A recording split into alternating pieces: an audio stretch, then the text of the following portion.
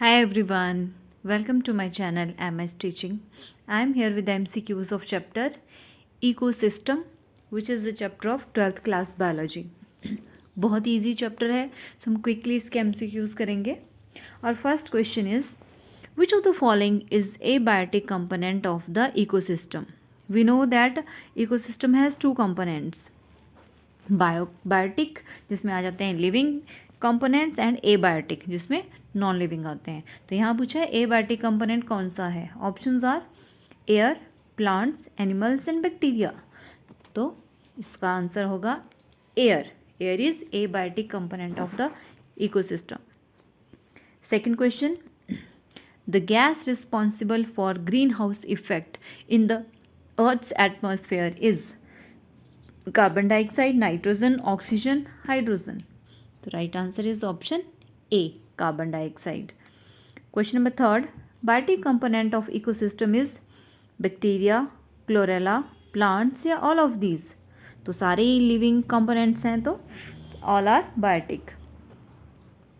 Question number 4, the importance of ecosystem is in flow of energy, cycling of some elements and gases, both A and B या none of these.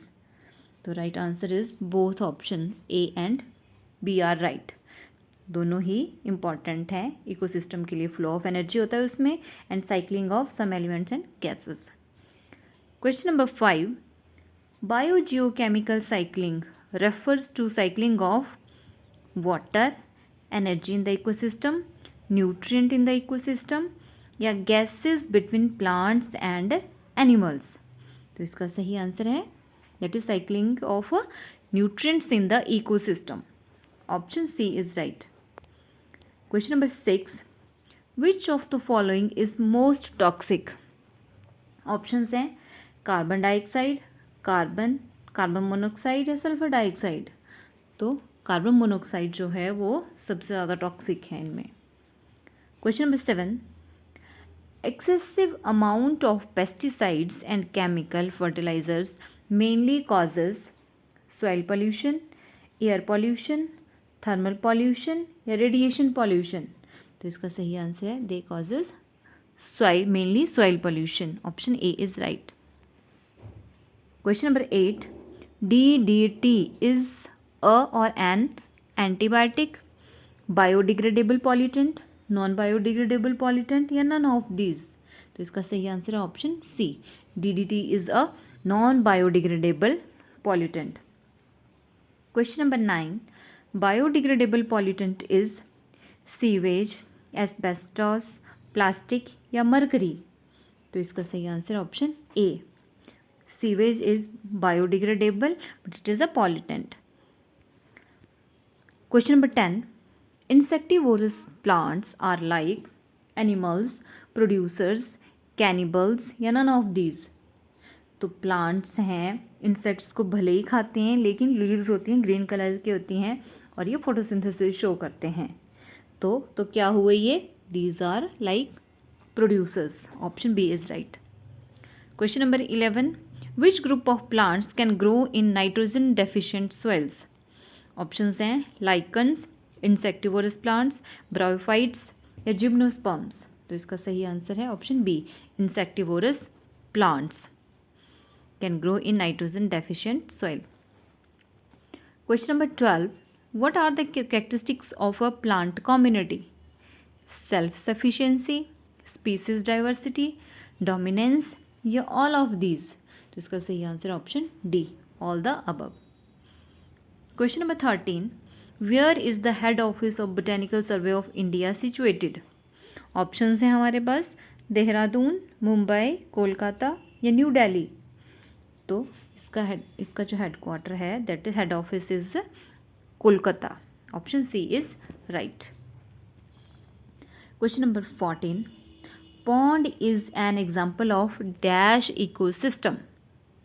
Options हैं forest, natural, artificial या grassland. तो जो pond है that is an example of natural ecosystem. Option B is right. Question number 15, which of the following is most productive ecosystem. Options हैं desert, estuary, open sea या mountain? तो जो एस्चरीज हैं that is the most productive ecosystem. Question number 16. The pyramid of energy in a forest ecosystem is always upright, always inverted, both upright and inverted, या none of these. तो जो pyramid of energy होता है forest ecosystem में वो हमेशा ही upright होता है. Option A is right. Question number 17. The number of primary producers with in a specified area would be maximum in pond ecosystem, grassland ecosystem, forest ecosystem या desserts? तो right answer is in a pond ecosystem. Question number 18. A food chain starts with nitrogen fixation organisms, photosynthesizing organisms, respiration या decomposers? तो इसका सही answer है option B.